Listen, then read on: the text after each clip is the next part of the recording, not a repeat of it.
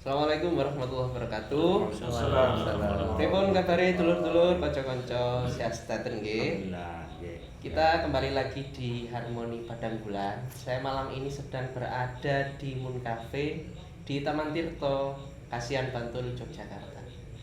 Di depan saya ada Pak Saiful, lalu ada Pak Edi Mustafa, Siap. lalu di samping saya ada Pak Pram Alias Pak Polo.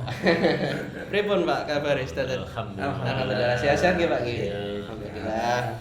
Oh nggih. Saya ini tadi kebetulan mewakili Omah Padang Bulan mengikuti kegiatan silaturahmi nasional penggiat Ma'iyah di rumah Ma'iyah Kadipiro. Alhamdulillah acara berjalan lancar dan seru dan syarat akan ilmu. Jadi dari banyak simpul-simpul teman-teman saudara-saudara kita saling menyampaikan masukan dan juga perkembangan-perkembangan simpul-simpul yang lain dan kita saling berbagi ilmu alhamdulillahnya. Jadi ini ya kesempatan emas juga kita bisa sekalian ngobrol lah ini di sini sekalian nanti kita mengobrolkan ini kan temanya kita mengalir mawon nggih Pak nggih. Di Harmoni Padang Bulan itu mungkin saya akan mengawali dari keresahan hati saya. Saya kan cukup aktif untuk menyimak dan mengikuti berita-berita di sosial media. Dan akhir-akhir ini ya cukup sedih dan miris melihat berita kados relasi kuasa yang disalahgunakan untuk mengambil keuntungan pribadi. Jadi ya eksploitasi, bullying dan sebagainya. Dan itu harusnya nggak terjadi mungkin di tengah masyarakat kita yang dikenal bermoral dan beradab. Mungkin dari Pak Polo wonten napa nggih pengalaman mungkin Pak mengenai nggih. Siap. Salam bahagia teman-teman Padang Bulan dan juga jamaah Ma'iyah dimanapun kalian berada. Pertama malam hari ini saya juga sangat bergembira sekali dan sangat merasa terhormat karena bisa duduk bersama dengan idola saya. Ada Pak Saiful, Mas Hilmi yang luar biasa menurut saya. Beliau ini menurut saya luar biasa karena saya banyak belajar, banyak diskusi dan informasi ilmu terutama dari ilmu simbah yang tidak sempat disampaikan di konteks sinau bareng maupun di acara-acara rutin baik Padang Bulan, Kenduri Cinta maupun Bang Wetan yang lainnya. Merespon dari Pak Saiful tadi, adik Saiful soal Arif Mustafa. Oh iya, Arif Mustafa. Jenenge kayak Gusmus ya. Kawe Pak. Saya lupa Saiful, Mas Ilmi nyen saya. Nek kalau saya berada di sini bukan pada standar kelayakan berdiskusi dengan beliau-beliau. Cuman saya sudah diamanai untuk membersamai teman-teman Omah Padang Bulan, menghantar mereka untuk mengikuti acara Silatnas tadi pagi sampai malam. Maka saya kebetulan di pekso lah istilahnya. Cuman yo seperti itulah. Tapi karena kami sudah merasa koyok Mas Hilmi sudah saya anggap koyok Mas meskipun seumuran. Pak Saiful memang saya anggap guru dan lain sebagainya karena luar biasa. Berat. Nah, Mas Mustafa ini termasuk saya kira termasuk korban media sosial. Iya Pak, ya kan Iya. tertarik lah menyimak. Saya juga timbul pertanyaan pada Mas Mustafa, kenapa kok sesama delok kok sesama delok iku yang lainnya kamu scroll. Lagi soalnya itu selalu itu Pak yang muncul. Iya. Jadi saya seperti di brainwash gitu loh. Iya. Relasi kuasa itu saya kira jangankan beliau ya yang berpredikat seperti yang kita lihat selama ini, tapi saya pun ketika di posisi itu belum tentu bisa perilaku seperti yang sampai maksud, tapi paling tidak itu menjadi sebuah pelajaran dan pengetahuan bagi kita. Oh ternyata jadi kembali lagi pada banyak hal yang disampaikan oleh Mbak Nun di Ma'iyah bahwa menungso iku ora kok delok teko jabatan tapi status. Yang lebih penting adalah di akhlakul karimah ketika dia menjalani kehidupan baik berposisi sebagai wong macul, wong tani, wong becak, ustad, kiai, camat, lurah, presiden, bahkan juga Pak Molon. Oh nggih. Nah, ini penting Pak. Itu yang penting. Tekor Pak. Absolut Bapak. Saya kira sementara itu. Nggih. Sakmus yang bisa saya. Nggih, matur nuwun Pak Pram nggih. Mungkin nggak lengkap kalau kita napa nggih, nggak ngobrol ini dengan Pak Saiful ya, mungkin dari yang pertama mungkin. Gimana Pak? Dengan menyikapi fenomena ini tentang relasi kuasa ini. Ya, ini apa ya, diskusi yang menarik menurut saya karena Jamus dan Mas Pram tadi sudah menyodorkan kepada kita satu kata kunci yaitu relasi kuasa. Coba kita maknai satu persatu ya, dua istilah itu. Relasi itu kan artinya ada keterjalinan, ada hubungan. Melalui sebuah kekuasaan. Nah, relasi kuasa ini kan konteksnya bisa macam-macam, bentuknya juga beragam. Tapi paling tidak kita bisa membagi relasi kuasa itu dalam dua konteks hubungan. Ada konteks hubungan personal, jadi antara orang per orang. Iya. Ada yang konteks hubungannya itu komunal. Jadi pemilik kekuasaan baik personal maupun kelompok itu bisa menjalankan hubungan atau relasi kuasa itu kepada pihak yang ada di bawahnya. Artinya relasi kuasa ini biasanya seringkali dan kerap kali kita jumpai melalui struktur hubungan yang hierarkis atas bawah, vertikal. Iya. Nah, kenapa kok ada yang di atas, kenapa yang ada yang di bawah? Ini faktornya juga macam-macam, bisa karena faktor pendidikan. Artinya pihak yang di atas, baik itu personal maupun kelompok, itu memiliki dalam tanda kutip keunggulan pendidikan dibanding yang ada di bawah. Dalam konteks ilmu, orang yang menurut saya dianggap dan diletakkan sebagai orang yang berilmu itu posisinya di atas. Sedangkan umat atau siapapun yang perlu belajar kepada dia itu posisinya di bawah. Nah, politik juga demikian. Nah, itu nanti bisa disimulasi sedemikian luasnya. Tapi yang bisa kita analisis relasi kuasa ini biasanya ya. Dan kerap kali memang terjadi karena adanya hubungan yang sifatnya hierarkis atas bawah. Yang atas menindas yang bawah dengan menggunakan kuasa yang mereka miliki. Kuasa itu untuk apa? Satu, untuk mempengaruhi, untuk mendikte, untuk memobilisasi. Kontrol sosial Bang berarti. Iya, kalau kontrol sosial pasti nanti skupnya juga lebih luas. Tapi intinya kuasa tadi itu dia gunakan untuk memobilisasi, mengarahkan pikiran, mendikte, bahkan sampai nanti dalam konteks yang lebih luas relasi kuasa ini akan menghasilkan wacana atau narasi yang bersifat dominan. Itu nanti bisa kita diskusikan. Tapi gambaran secara umumnya seperti itu. Nah, bentuk peristiwanya itu macam-macam, bisa bullying, bisa kekerasan antara misalnya guru terhadap muridnya, penguasa kepada rakyat. Ini saya dalam tanda kutip orang yang dianggap berilmu justru menindas mereka yang sedang belajar menggali ilmu. Artinya di situ juga ada motif-motif tertentu yang berupaya digapai melalui mekanisme relasi kuasa. Sementara itu dulu, karena yang masyarakat kita kan menganggap yang di atas itu selalu lebih besar Pak, selalu lebih berkuasa. Jadi mereka itu seringkali takut dan kayak digertak gitu, udah kayak nanti takut gini gitu. Jadi mereka akhirnya ya tertindas ya Pak ya, dan harusnya itu nggak terjadi apalagi di dunia pendidikan kita. Yang paling rentan kan kekuasaan. Artinya orang yang berkuasa atau kelompok yang berkuasa itu memiliki kans potensi untuk menjalankan relasi kuasa kepada mereka yang ada di bawah. Yang kedua, orang yang memiliki harta berlimpah, orang kaya itu juga punya kans untuk mengarahkan, mendikte, memobilisasi mereka yang ada di bawah. orang yang berilmu pun juga tidak terlepas dari kejebakan ini. Okay.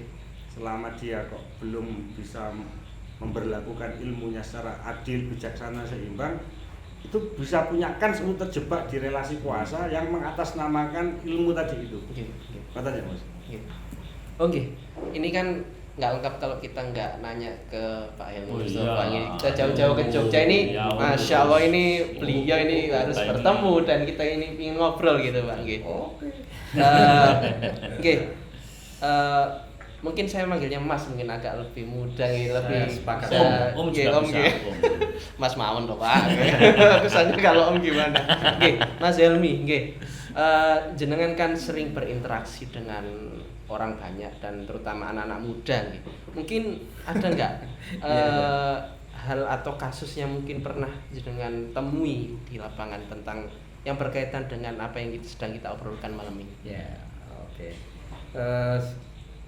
Saya lebih tertarik ngerespon yang awal tadi, Mas Cakmu sampaikan, yang peristiwa di masyarakat, di dunia pendidikan atau di dunia yang lain yang seharusnya tidak terjadi ya, di mana orang yang posisinya itu superior dengan entah itu kekuasaannya atau pengaruhnya mengeksploitasi atau menyalahgunakan posisinya kepada yang di bawahnya tadi itu kan tadi dibilang seharusnya itu tidak terjadi. Secara evaluatif dibilang seharusnya tidak terjadi.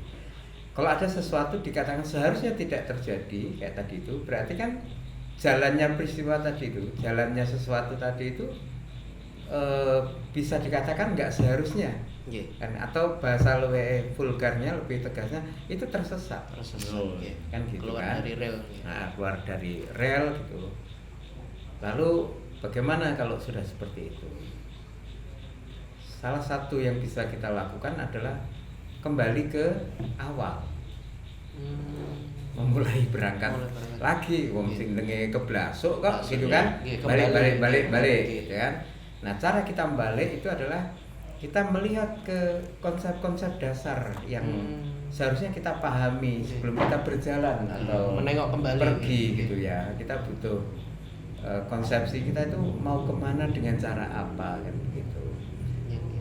Saya merasa bahwa apa yang Mas Mustadi sampaikan dengan penuh keprihatinan, kemirisan, juga yang disampaikan Pak Polo tadi itu sebenarnya menggambarkan sesuatu yang hilang atau yang sekarang mungkin bisa kita sebut krisis. Krisis apa? Krisis spiritual kalau saya bilang. Krisis spiritual itu gampangannya gini. Kita ambil pelajaran di Ma'iyah, di Padang Bulan, Sinau Bareng, Simbah itu mengkonstruksi kita sebagai anak cucu, sebagai jamaah itu dengan sebutan al-mutahabbuna fillah. Gitu. Jadi jenengan saya, Mas Saiful, Pak Polo ini dibimbing supaya relasinya itu dilumuri oleh cinta kasih karena Allah, gitu, kasih sayang. Tadi misalnya Pak Polo menyampaikan saya sudah dianggap sebagai figur gitu ya, kakak atau teman. Artinya itu kan bahasa cinta ya, maksudnya rasa tresno. Begitu juga kepada Mas Saiful. Hari ini tadi kita ngikutin Silatnas di rumah Ma'iyah Kadibro. Saya merasakan atmosfer yang sama di antara kita itu, dominan lah rasa saling mencintai. Ukhuwahnya itu diserbui oleh cinta itu. Al-mutahabbuna fillah itu. Saya merasa kalau perjalanan kita salah satunya berangkat dari kesadaran atau konsepsi bahwa awak dhewe kudune saling tresno, saling cinta sesama hamba, sesama pejalan di dunia ini. Itu pada hubungan yang tadi digambarkan Mas Saiful pun tidak masalah. Kalau seorang yang posisinya lebih tinggi, pengaruhnya di hadapan yang lebih kecil, kalau sama-sama lumurannya cinta kan menurut saya tuh akan enak gitu jalannya. Nah, itu yang saya maksud krisis spiritual. Dan Mas Mus tadi dengan bertanya seperti itu mengingatkan ada hal-hal dasar yang kayaknya kita perlu eling-eling meneh deh, ki ono sing ilang. Menurut saya itu salah satu yang hilang itu spiritual. Iya, nuansa, kualitas, rasa spiritual yang diantaranya itu cinta. Awak dhewe kudu iso nemokke bahwa pada orang lain itu kita mencintai. Karena dia sesama hamba Allah, dia saudara kita, dia teman kita. Hubungannya adalah cinta kasih dan kemudian harus saling membebaskan, saling memberi dengan cinta rasa itu aman, kita menolong, memberi rasa aman, ikut menumbuhkan, bukan malah memberi membelenggu. peluang.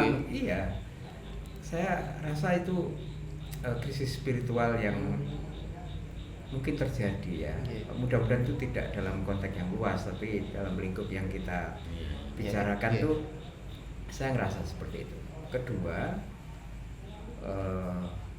Mbah Nun dalam banyak kesempatan ketika menganalisis sesuatu hal itu kadang pakai pendekatan yang sederhana, yaitu sesuatu itu dilihat dari konteks sebab musabab. Ini sebab akibat. Ini sebab atau akibat. Nah, yang tadi diceritakan Mas Mus tentang adanya apakah itu bullying, apakah itu eksploitasi, penindasan, penyalahgunaan posisi dan lain-lain kepada orang-orang yang ada di bawahnya itu dalam relasi atau suatu struktur itu sebab atau akibat. Kalau misalnya dia akibat, apa saja yang menyebabkan itu semua terjadi? Mungkin itu yang kita perlu menginventarisir supaya kelak ketika kita berjalan kita waspada.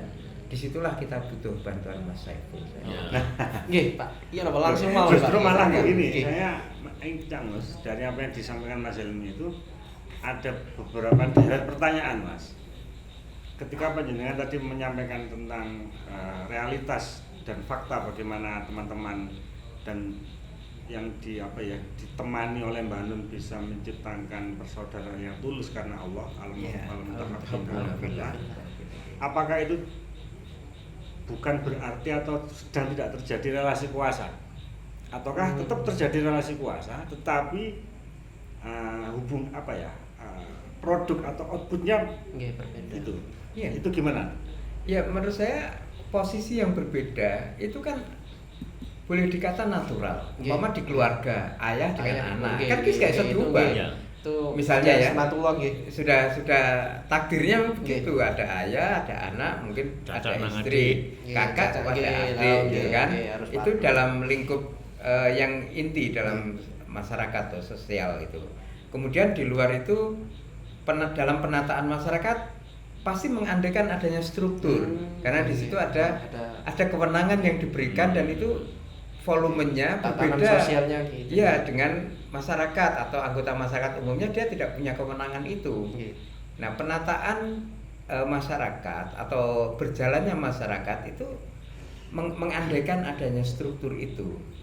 Nah, pembahasan tentang relasi kuasa ini kan menurut pangrasa saya itu muncul karena kita sedang mencermati atau mengkhawatirkan dalam struktur itu nanti itu tadi penyalahgunaan. Jadi dan itu saya kira marak Pak akhir-akhir ini Pak. Jadi kenapa kados ya Allah gini gua akhirnya ini nggak benar, harusnya nggak gini loh harusnya. Atau Mas Emil, apa mungkin saya salah? Naluri hegemoni. Mempertahankan kekuasaan saya kira lebih bahaya. Lebih bahaya nggih. Piye caranya supaya kuasa itu bertahan? Nek menurut Pak Saiful sama Mas Helmi. Iya, kalau untuk merespon Mas Pram ya, kita berangkat dari yang disampaikan Mas Helmi terakhir tadi. Saya kok malah punya begini, baru asumsi ya. Relasi kuasa itu sepertinya memang menjadi bagian dari kenyataan hukum atau sunatullah. Iya, di masyarakat. Artinya begini, relasi kuasa itu kan ada paradok, ada dualisme yang terjadi di situ. Misalnya nyuwun sewu ya, ada pintar bodoh, kaya miskin, berkuasa tidak berkuasa, kemudian laki-laki perempuan dan seterusnya. Pasangan itu kan ada paradoks, ada dualisme, tetapi karena entah ada satu mekanisme dari proses hubungan antar dua paradok itu yang pincang, yang tidak seimbang, maka bergeraknya itu hanya dari atas ke bawah, atas bawah. Bawah ke atas nggak ada. Padahal itu kan mestinya bisa naik turun, bisa atas bawah, dari bawah ke atas, dari atas terus begitu kan, sehingga tercipta keseimbangan. Nah, artinya kita nggak bisa menyalahkan ini gara-gara ada relasi kuasa. Tapi justru yang perlu kita cermati bagaimana relasi kuasa itu berjalan secara seimbang antara yang atas dengan yang bawah. Bahwa yang atas mensuplai yang bawah oke, tapi yang bawah juga pasti mensupport yang atas. Nah, satu itu poin pertama Mas Rom. Yang kedua, kalau memang ada sesuatu yang timpang sehingga terjadi hubungan yang sepihak dari atas ke bawah, wis mandek, atas bawah mandek, maka terjadilah tadi itu ketimpangan-ketimpangan sosial. Ada bullying, ada kekerasan, ada termasuk bagaimana kekuasaan itu dipertahankan secara mati-matian. Hegemoni nih Bang. Ya, maka terjadilah hegemoni dan melebar sedikit dari aspek hegemoni kekuasaan itu, maka nanti yang perlu kita juga cermati menjadi bagian dari diskusi ini adalah hegemoni tadi itu tidak bekerja sendiri, dia akan menciptakan narasi dominan. Nah, narasi dominan kalau dihubungkan dengan sebab akibat, maka narasi dominan itu menjadi bagian dari akibat terjadinya atas sebab sebab dari ketimpangan relasi kuasa. Nah, ketimpangan relasi kuasa itu kan juga otomatis akibat dari apa? Coba kita analisis sebab akibat itu. Sehingga nanti kita nggak akan menjudge, oh ini gara-gara relasi kuasa. Bukan relasi kuasanya yang menurut saya perlu dicermati, tapi ya hubungan atas bawah tadi itu, hubungan antara dualisme atau paradok itu. Padahal kan tidak mungkin Allah nggak menciptakan paradok, karena paradok atau dualisme itu bagian jadi dari sunatullah. Itu poin yang kedua. Nah, yang ketiga yang terakhir, sesungguhnya kan kalau dalam konteks yang lebih luas antara kita dengan Allah, itu pasti posisi Allah ada di atas. Kita hamba, Allah itu kholik, kita makhluk. Ya, itu kan juga hubungan antar dualisme. Yang disampaikan Mas Ram tadi soal hegemoni dan seterusnya, soal nafsu berkuasa, nafsu ingin tetap orang itu bisa kaya dan seterusnya, itu kan bagi saya tetap menjadi akibat dari satu sebab yang perlu kita temukan fakta atau realitasnya. Coba sekarang kita lihat relasi kuasa antara kita dengan Allah. Allah sebagai kholik, kita sebagai makhluk yang diciptakan. Kan pasti posisi Allah jauh lebih tinggi di atas kita.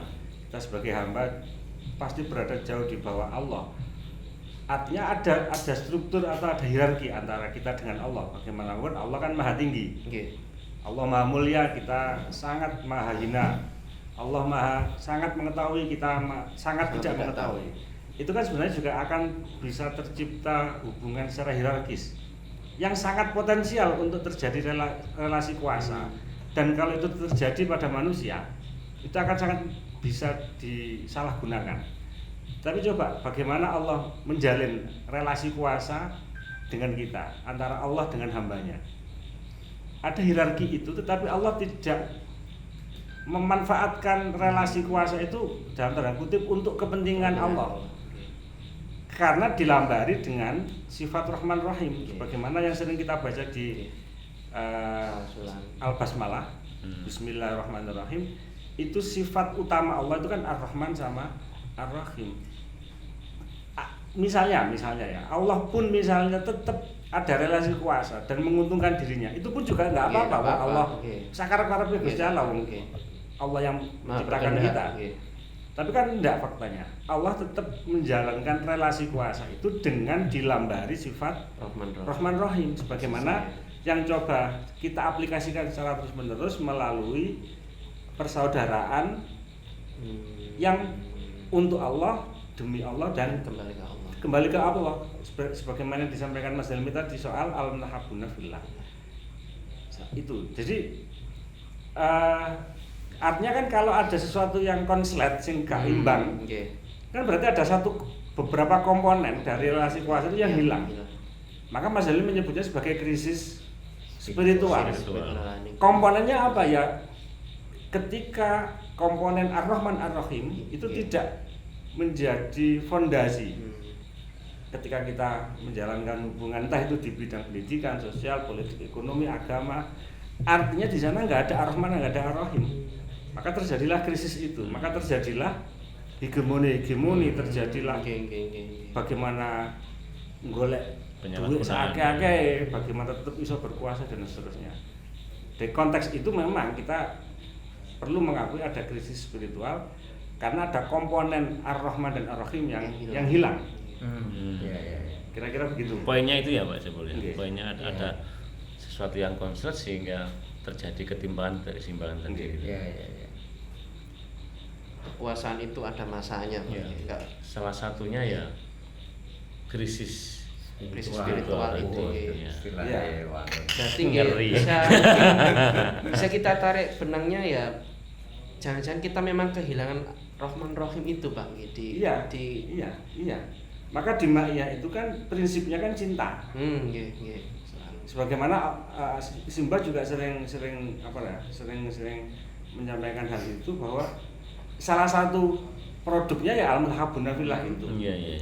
Yang kedua, apakah tidak terjadi relasi kuasa antara Simba dengan kita? Terjadi. Bagaimanapun beliau seorang yang memiliki kandungan ilmu pemahaman yang sangat luas dan mendalam. Maka kita ngangsu kaweruh kepada beliau. Berarti kan ada struktur hierarki. Beliau di atas, kita di bawah. Tapi apa yang beliau lakukan? Apakah dengan relasi kuasa itu beliau memanfaatkan kekuasaan itu untuk kepentingan pribadi? Ya enggak. Ya gak digawe nyapres. Mboten nate Simban malah bola-bola sakono kae jamaah iya ora tau digawe aset untuk daftar jadi bupati. Ya enggak ada keuntungan secara ekonomi dengan mengerjakan atau melalui eksploitasi ekonomis, ya enggak. Artinya apa ya? Berarti bisa diasumsikan dan hal itu juga bisa kita buktikan bahwa Simba memang menjalin hubungan dengan kita itu melalui sifat Ar-Rahman Ar-Rahim tadi itu. Sehingga dalam tanda kutip gelar tertinggi beliau ya bukan kiai, bukan syekh, bukan habib, bukan maulana, mbah niku wah masyaallah kula itu kan Simba ning ngoten niku kula nangis ekspresi cinta nyampainya ke kita ini ya Allah mbah ngoten niku lebih kayak dipeluk ngoten lho Pak daripada dikuasai, merasa dikuasai oleh Simba. Ya artinya kan tetap ada relasi kuasa, tapi Simba tidak memanfaatkan relasi kuasa itu untuk motif kepentingan pribadi atau kelompok yang beliau bangun. Semua tulus dengan dilambari sifat atau kasih sayang lah Rahman Rahim tadi itu. Nonton Mas? Saya lagi merenung gitu. Terutama yang Pak Polo tadi itu loh tentang kekuasaan, duwe kuasa ini jebul Syekh pengin berkuasa terus kaya gak ono rampunge, padahal kan dalam pemahaman gue tadi ya kekuasaan yo ono masane. Wong sugih mungkin yo ono masane dan lain-lain. Pernyataan beliau ini kan sama seperti jenengan tadi itu, menyayangkan kudune ora ngono kan gitu kan. Mungkin saya membayangkannya kayak gini, kalau kita seorang anak gitu kan, nggak bisa melakukan sesuatu, lalu kita marah sama anak itu misalnya. Kemarahan kita itu benar atau enggak tergantung kepada konsepnya. Misalnya, wong bocah iki belum kita didik, belum kita bekali, gak iso apa-apa kok kita nyeneni. Sing salah kan wong tua, sing salah kan kita orang dewasa. Kecuali kita sudah membekali, kita punya hak untuk sedikit menegur kok ngene toh, kudune kan ngene, ajaran mana misalnya gitu kan. Nah, kita mungkin dalam sudut ini ya, kita bisa melihat dari sudut ini. Para pemegang kekuasaan itu pernah kita bekali apa? Pernah mendapatkan pembekalan apa dan siapa yang membekali? Sehingga kita menuntut. Meskipun kita berhak menyayangkan menuntut. Justru karena relasi kuasa mereka punya tanggung jawab untuk berlaku adil kepada masyarakat. Tapi dari sudut ini loh, saya mau melihat dari sudut lain. Ini menarik. Apakah kita punya satu kawacandra di muka, satu tempat di mana kita memberi dasar. Pemimpin itu lahir dan kemudian nanti dipercaya memegang kekuasaannya itu ya ora banget le tiranik gitu, ora banget le apa otoriter. Sekurang-kurangnya ora melek banget terhadap kekuasaan. Nah, kita dalam khasanah Islam itu punya contoh Mas Saiful, terutama pada diri Kanjeng Nabi. Bagaimana Kanjeng Nabi itu bisa melahirkan Umar, Abu Bakar, Sayyidina Ali, yang ketika menjadi khalifah, begitu juga dengan Sayyidina Utsman, itu punya prinsip etik di dalam memimpin itu dengan baik. Misalnya Abu Bakar ketika dipercaya untuk menjadi khalifah kan di antara pidatonya, ikutin saya kalau saya benar. Gampangnya gitu. Nek kleru elingno aku. Gitu. Itu kan koyone saiki longko ya koyo. Iya enggak ada, Pak. Bener wonten Mas. Kita perlu bertanya, figur macam apa yang melahirkan Abu Bakar? Figur macam apa yang melahirkan Ali bin Abi Thalib? Yang tidak lain adalah Kanjeng Nabi. Figur yang sangat kuat. Nah, penguasa-penguasa yang ada di sekitar kita lahir dari figur macam apa? Nah, ini kalau kita lihat dari sisi pendidikan. Iya, dan itu bisa pendidikan. Nanti bisa terus dikejar itu. Pasti nanti akan ada dialektika. Figur pimpinan macam apa yang artinya kan mereka dalam tanda kutip ya nggak terdidik. Itu kan artinya pengikut model apa atau rakyat model apa yang bisa melahirkan kepemimpinan yang kayak ngono mau. Dan kepemimpinan yang kayak ngono mau lahir dari rakyat yang modelnya apa. Jadi mereka saling melahirkan. Pemimpin melahirkan karakter orang yang dipimpin, orang yang dipimpin melahirkan karakternya dia yang akan memimpin mereka. Jangan-jangan kita marah-marah kepada koruptor itu juga gara-gara kita. Ya karena kita punya kontribusi, kita punya investasi dalam tanda kutip ya. Kita punya peran untuk melahirkan watak mereka yang seperti ada dikotomi, ada dialektika, ada dua. Bisa dilepas. Di sini ada satu catatan yang menarik dari catatan tulisan Mbah Nun yang relevan banget menurut saya Mas Saiful, itu judulnya bercocok tanam kepemimpinan. Ini saya mau boleh ya sambil buka. Nah, ini menarik nih. Di situ menurut saya tuh logis banget dalam pengertian Mbah Nun itu ibarat padang bulan di sinau bareng, maknya digelar sebagai satu lahan untuk tandur, lahan pendidikan. Kelak supaya nanti kalau di antara teman-teman jamaah makya itu setelah dibekali ilmu yang universal, dibekali ilmu tentang kemanusiaan, cinta kasih ki, nek dilalah dipercaya sebagai wak polo ki apik ngono lho. Oh niki pun contoh niki. Makanya ini kan contoh. Bentar. Bercocok tanam kepemimpinan. Sebentar, ini tuh bagus menurut saya. Logika kepemimpinan itu salah satunya gitu. Akarnya apa yang melahirkan ini? Kita pernah mendidik apa untuk melahirkan leader yang seperti ini? Dan kan gitu. Selalu mengajarkan kita untuk melihat secara holistik Bang. Tetap enek oyot iki iling tanah, iling banyune. Yang tadi ya koruptor ya dari masyarakat yang seperti apa koruptor itu lahir kan nggak bisa kalau dilihat dari sini memang Ma'iyah bisa kita lihat sebagai proses pendidikan yang kalau dikaitkan dengan peluang atau potensi di mana nanti teman-teman itu dipercaya masyarakat, entah jadi kepala desa, jadi bupati dan lain itu atmosfer dan rohaninya itu sudah apa ya namanya itu punya pandangan yang hakiki gitu yang mendasar. Ini Mbah Nun seperti ini menyampaikan. Bentar ya Mas. Oke. Rakyat adalah ro'iyah, sumber kepemimpinan. Rakyat bukan hanya warga negara atau manusia biasa. Binatang, tumbuhan dan alam juga rakyat. Kalau ma'iyah adalah ro'iyah, kalau ma'iyah dan ro'iyah adalah sawah, maka di antara tanaman-tanaman yang tumbuh di atasnya terdapat pemimpin.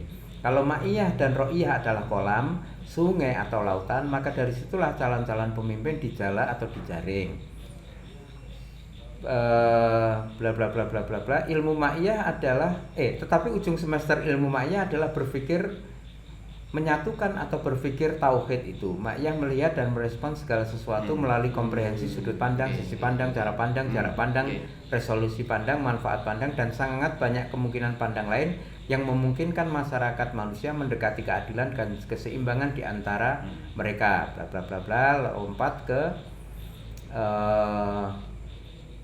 tetapi pergerakan ma'iyah tidak menyempitkan diri ke dalam ranah politik kepemimpinan negara, meskipun mereka menghimpun potensi yang bisa saja diefektifkan untuk keperluan kehidupan bernegara. Namun ma'iyah tidak membangun atmosfer kepemimpinan formal, apalagi politik praktis, sehingga ma'iyah tidak berupa atau berwujud atau menjadi parpol, ormas, atau bahkan tidak juga jenis padatan dan formalisme lainnya.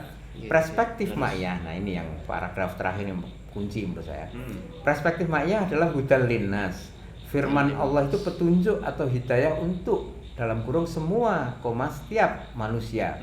Jadi sangat universal dan sangat kristal esensial. Bahwa kemudian ada manusia ma'iyah yang mengaplikasikan kepemimpinannya ke konteks negara atau padatan formal lain, ia sudah memiliki bekal kristal universal, sudah punya modal ilmu glepung, ilmu saripati.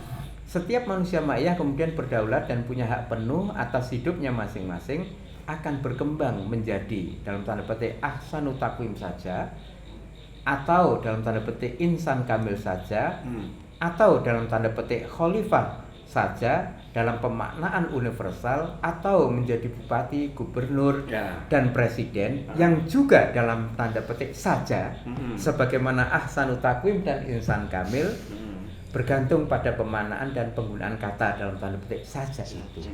Jadi saya belajar dari tulisan Mbah Nun tuh, ketika kita melihat atau tidak puas dengan ini, kita harus meletakkan itu dalam logika tertentu. Nek logikanya pendidikan, loh awak dhewe iki dengan adanya penguasa kaya ngono ki jane lahir dari proses pendidikan kayak apa toh sebenarnya. Supaya kita badi untuk membangun, nek sok kita berharap anak cucu kita atau generasi di bawah kita itu kita sudah memiliki jadi leadership, konsep pendidikannya harus sedemikian rupa. Dan menurut saya dengan yang banyak disampaikan Mbah Nun tentang hal-hal yang universal, yang sejati, tentang cinta kasih, tentang berpikir yang menyeluruh, mendalam, itu semua sebenarnya bekal-bekal yang bisa kalau ada arah ke titik padatan formal itu, kita tuh ya orang banget seperti yang dicemaskan Wak Polo gitu loh. Ngerem lah gitu kan. Ini bisa di pengalaman uangnya gitu. Pelaku absolut nih Pak. Iya.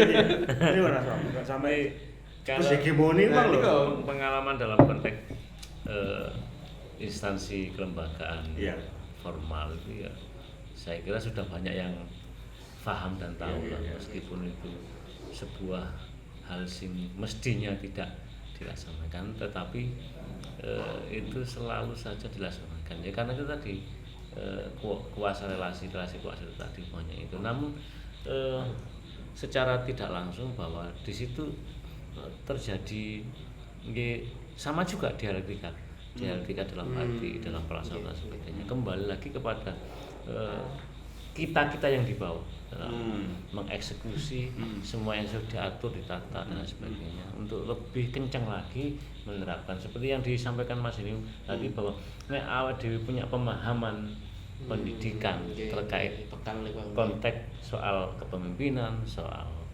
ulama, soal saya kira kembali lagi kepada naluri manusianya, tegel apa ora, tega apa ora melaksanakan itu. Nah itu yang poin yang saya alami selama ini.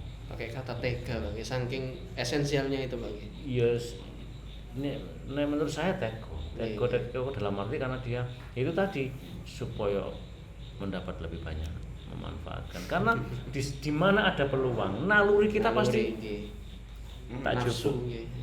Ketika ada sesuatu barang, misalnya contoh ono HP di meja, tidak ada orang di warung, naluri pertama yang ada dalam pikiran kita apa?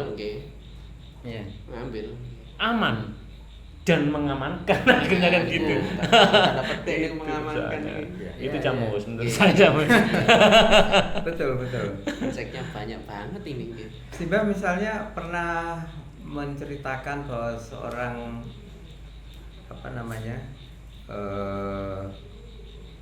penguasa itu atau presiden atau apa dalam tulisan-tulisan yang lampau itu beliau memperkenalkan term-term yang mungkin asing bagi mereka. Misalnya dulu beliau menulis di Detik, di Opini Plesetan kalau saya nggak keliru Mas Saiful, di tahun 90-an 90-an 4 mungkin ya. Beliau menulis misalnya Presiden Zahid. Benar ya? Iya. Jadi presiden itu term politik, Zahid itu term tasawuf. Di situ beliau mengkonsep dan ini seorang tokoh pemimpin yang pegang kuasa ini terhadap kekuasaannya itu orang milik. Dia itu berjarak gitu. Dia berjarak terhadap kekuasaannya karena sadar bahwa kekuasaan itu nggak hakiki banget gitu. Itu titipan, itu amanah, peran gitu. Makanya beliau sering mengutip ayat yang tadi sekilas mungkin Mas Saiful sempat singgung sebelum kita ngobrol itu, Qulillahumma malikal mulki tu'til mulka mantasa al-ayah dan seterusnya. Di situ kan digambarkan bahwa Allah itu memberikan kekuasaan kepada siapapun yang dikehendaki dan bisa mencabut kekuasaan itu kepada yang dikehendaki juga. Maknanya bukan kok orang yang punya kuasa itu pasti dikehendaki Allah, bukan, tapi maknanya tuh kita dikritik dengan ayat ini bahwa sesungguhnya kekuasaan itu bukan milik kita, bukan hakiki milik kita, tetapi itu mungkin bahasa umumnya amanah atau titipan. Ketika kita merasa bahwa kekuasaan itu milik kita, itu di situ mulai yang dikhawatirkan Pak Polo tadi, mulai hegemonik, mulai nggak mau diusik, mulai nggak mau menerima kritik, mulai nggak mau delok kiwa tengen, nggak gelem ngrungokne. Kekuasaan tuh supaya abadi ke dirinya. Karena merasa memiliki. Nah, di antara pelajaran yang disampaikan Mbah Nun tuh kan kepada apapun tuh ojo nganti duwe rasa milik. Kan gitu, apalagi kekuasaan. Nah, bayangkan kalau pemimpin kita sejak dini wis digodhog dengan konsep-konsep pemahaman itu kan yo kita rada lumayan lah. Kudune kan yo ono remedi.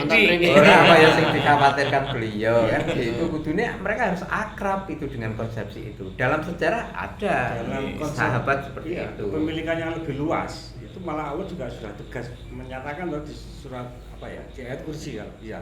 Lahu ma fis samawati wa ma fil ardi. Apa ae sing nduk bumi dan yang di langit itu kan milik Allah. Apa ae termasuk ada komponen yang namanya kekuasaan. Gitu. Iya. Nah, lahu ma fis samawati wa ma fil ardi. Jadi apapun yang ada di langit dan apapun yang ada di bumi itu milik Allah. Nah, yang menarik Mas Alwi, ayat berikutnya itu madzal ladzi yashfa'u 'indahu illa bi'idznih. Jadi kalaupun ada seseorang kelompok kok dititipi kekuasaan, itu yang nek iso ngekeki syafaat. Ngekeki pertolongan, ngekeki bantuan, iso ngedem atine wong akeh. Itu kan syafaat dalam konteks kekuasaan kan begitu. Dia berbuat adil sehingga rakyat merasa diuwongke, diajeni sebagai warga negara dan seterusnya. Loh, Allah saja yang maha mau mengerjakan dan bisa melakukan apapun. Itu mau memberikan peluang syafaat, dan itu syafaat itu tidak dikuasai sendiri, ini didistribusikan pada Kanjeng Nabi, kepada para orang-orang alim, orang-orang soleh. Syafaat itu kan juga bisa begitu konteksnya. Kepada Al-Quran itu juga memberi kita syafaat. Padahal misalnya Allah kayak syafaat, wes aku dhewe ae gak usah lian-liane kan ya iso. Sangat bisa. Artinya kan ada distribusi di situ. Nah, persoalannya kan semakin jelas. Nek wis kadung ngakoni iki nggonku, maka menggumpal dan tidak akan pernah terjadi distribusi tadi itu. Ayo beda karo bojoku lho ya. Niku proses sindan harus radikal iki, Pak. Radikal konteksnya itu diperjelas. Konteks itu. Ini menarik tadi. Saya sudah mencoba melihat dari sisi proses pendidikan. Mungkin Mas Saiful bisa melihat dari sisi yang lain, apa yang barangkali menyebabkan kekuasaan itu koyo ngono di kekepi gitu apa dari di luar sisi kita ngelihat dari konteks pendidikan atau pembentukan sumber daya manusia lah kira-kira. Nah dari sisi mungkin apa Mas Saiful? Ya benar Mas. Jadi yang panjenengan sampaikan, yang panjenengan baca di cocok tanam kepemimpinan itu kan ada dua perspektif yang bisa kita ambil. Satu, Simba kan sedang menawarkan pikiran-pikiran alternatif dengan pemahaman beliau dengan bahasa yang begitu sederhana. Di tengah narasi dominan kekuasaan ki nggonku, wis sakarepku tanpa distribusi pun ndak masalah. Bahkan nek iso sak suwe-suwene aku sing gegem. Nah, narasi dominan itu kan sedang berlangsung dan jenenge dominan. Dan itu diwujudkan dalam bentuk narasi melalui berbagai macam sumber, sehingga semakin lama orang kan nggak sadar kalau itu ternyata adalah narasi dominan. Kayak Simba ya Indonesia iki rada Simba ya ngono kan mesti rada kak apa ya kadang-kadang kata-kata yang digawe contoh itu kan mesti tes lho iki kotoran ya ning dikandani dudu iki roti dengan narasi dominan bahwa kotoran itu dianggap roti, maka roti itulah yang akan menjadi narasi dominan. Sehingga padahal itu kotorannya menungso. Nah, Simba itu menawarkan pilihan-pilihan narasi alternatif. Nah, itu baru akan bisa berjalan kalau kita sebagai jamaah ma'iyah Bolo Konco sing Meguru ke Simba itu memiliki frekuensi yang sejalan dengan Simba. Apa frekuensinya? Yaitu poin kedua. Kita juga perlu memahami bagaimana Simbah melakukan dekonstruksi terhadap narasi dominan itu. Kalau kita nggak punya kesadaran salah satu itu, kita nggak ya engko moco sing sekedar moco ngono tok Mas. Kita nggak akan punya kerangka bahwa Simbah itu sesungguhnya sedang melakukan dekonstruksi terhadap narasi dominan dalam konteks politik itu, dalam konteks pendidikan, dalam konteks ekonomi, bahkan dalam konteks bagaimana satu majelis ilmu itu yang narasi dominannya kan seperti itu. Sing duwe ilmu ngomong, wis aku tak ngomong kowe kudu ngrungokno.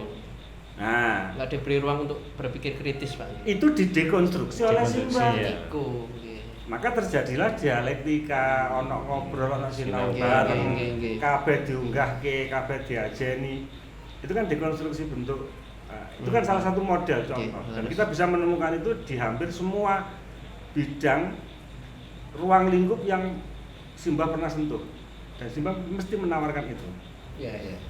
Dekonstruksinya di situ nanti. Karena kita sedang berhadapan dengan narasi dominan. Bahkan kalau perlu, nek iso ekonomis panggah ngene ae Mas Bang. Sepanggah ngene iki. Ben apa? Supaya maksudnya tetap diutang kayak gini supaya narasi dominan untuk selalu bergantung pada bantuan dan yang memberikan bantuan itu adalah sosok yang luman yang apik nang rakyat, sehingga dengan begitu dia akan bisa melanggengkan kekuasaan itu bisa terus berjalan. Itu yang namanya keseimbangan tadi Pak di antaranya. Iya, karena justru nggak seimbang karena kita sedang dikuasai oleh narasi dominan di hampir semua aspek dan bidang. Simba dobrak itu dengan dekonstruksi dan pikiran-pikiran alternatif itu. Konsep-konsep Simba itu. Iya. Ini seru banget ini Pak, Masya Allah. Mari kita Wah. Iya Pak, ini terakhir mungkin Pak ya. Apakah hal-hal seperti relasi kuasa ini akhirnya berimbas pada pemanaan terhadap batas? Di mana akhirnya batas ini dijadikan apa nggih? Penghambat atau blocking untuk orang bisa menggali potensinya, atau mungkin kalau istilah sekarang itu mental block. Ngoten nggih. Ini apa? Mungkin saged di nggih. Ora sak kerja sinten Pak Yani. Waduh. Mental block itu. Ya, saya tadi sempat menyebut di awal tentang krisis spiritual yang salah satu bentuknya adalah tidak berlangsungnya relasi yang diwarnai cinta kasih sayang, ketidaktegaan satu sama lain itu satu bentuk. bentuk krisis spiritual yang lain adalah setelah saya tadi nyimak Mas Saiful dan Wak Polo tadi itu tentang kekuasaan yang akhirnya jadi dimiliki banget, diincar banget dan lain sebagainya. Ini kan kalau menurut pola pikir yang diajarkan Mbah Nun itu dalam salah satu tayangan dulu, istilahnya itu dia memaknai kata kudus. Jadi Al-Quddus itu salah satu Asmaul Husna Pak Saiful. Al-Quddus itu maknanya menurut Mbah Nun adalah bukan hanya suci, tapi kita melihat sesuatu itu sebagai sesuatu itu. Batu, kita lihat batu itu kesucian. Jujur melihat. Iki ya ngono dadi dawa mana iki. Enak maksud. Lanjut. Kalau batu itu kalau batu itu benda yang material lahiriah bisa kita lihat. Bagaimana dengan kekuasaan? Kekuasaan itu konsep. Tapi kesuciannya adalah menurut pemahaman saya ketika kita bisa melihat kekuasaan itu bukan sebagai milik tetapi sarana yang diperlukan. Nah, ketika kita geseh menjadi milik, kita nggak bisa melihat tidak melihat kesuciannya kekuasaan dalam tanda petik gitu ya, ke apa adaannya pada koordinatnya. Jadi kan najis gitu. Nah, itu kalau akhirnya menimbulkan konslet nih wau nggih Pak nggih. Itu salah satu bentuk krisis spiritual yang lain menurut saya adalah ketika kita nggak bisa melihat sesuatu itu sebagaimana adanya, pada posisinya, pada perlunya, pada semestinya dia diletakkan dalam diri kita. Apakah dia cukup di tangan kanan atau tangan kiri, di pikiran saja atau di hati, ataukah dia mendominasi keseluruhan hidup kita? Gitu. Perilakunya zalim nanti akhirnya. Outputnya kedoliman karena krisis spiritual yang berbentuk ketidakmampuan kita, ketidakcakapan kita tuh melihat sesuatu secara apa adanya pada tempatnya.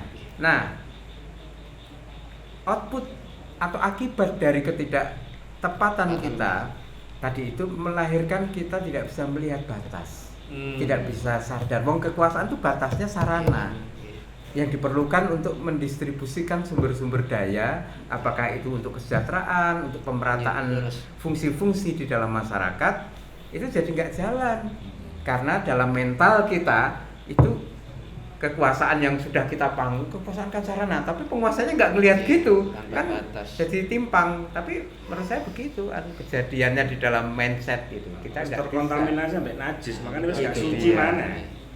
Gitu sih kalau nanti sampai terkontaminasi karena najis. Masya Allah niki kan berarti benang merah nggih. Insyaallah ketemu sih Pak nggih. Jadi kita ini kehilangan intisari dari segala ini tadi itu yaitu Rahman Rahim nggih. Rahman Rahim yang menyebabkan kita nggak bisa untuk jujur melihat sesuatu sebagai sesuatu itu dan menimbulkan najis nih Pak nggih. Akhirnya ya terjadilah huru hara seperti ini nggih. Yang seharusnya bisa kita cegah nggih. Semoga apa yang kita obrolkan pada malam ini bisa memberikan manfaat nggih Pak. Amin.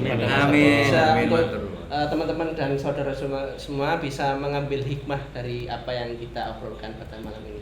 Nggih, matur nuwun nggih Pak Saiful nggih, Pak Selvi, Pak nggih. Kita ketemu di episode Harmoni Padang Bulan selanjutnya. Assalamualaikum warahmatullahi wabarakatuh. Waalaikumsalam warahmatullahi wabarakatuh.